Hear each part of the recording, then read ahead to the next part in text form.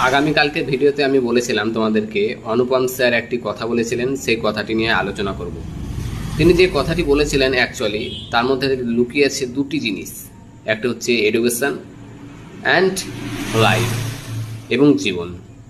তিনি বলতে চেয়েছিলেন যে ধরুন আপনাদের কোনো অ্যাকাউন্টে ৮৬,৪০০ টাকা আছে, সেই অ্যাকাউন্ট থেকে অ্যাকাউন্টে কর্তৃপক্ষ SMS চার্জ বা কোনো একটি চার্জ ১০ টাকা কেটে নিল, তাহলে কি আপনি ব্যাংকের চক্কর কাটবেন? কখনোই সেটি কাটবেন না। কারণ আমি গ্যারান্টির সাথে বলতে পারি এখনকার যুগে টোটো ভাড়ায় আপনার যাওয়া আসা ৪০ টাকা লেগে যাবে।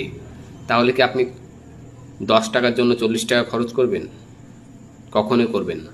তাহলে আমাদের জীবনেও ঠিক সেম ৮৬,৪০০ সেকেন্ড থাকে, সেটি আপনি শেষ করে ফেলবেন শুধুমাত্র একজন ব্যক্তির জন্য, যে আপনাকে এসে বলবে যে কোনো একটি মন্দ কথা, যেটি ১০ সেকেন্ডের, সেই মন্দ কথাটির জন্য আপনি ৮৬,৩৯০ সেকেন্ড আপনার জীবনে যেটি পড়েছে সেটিকে শেষ করে ফেলবেন। So education is not for you.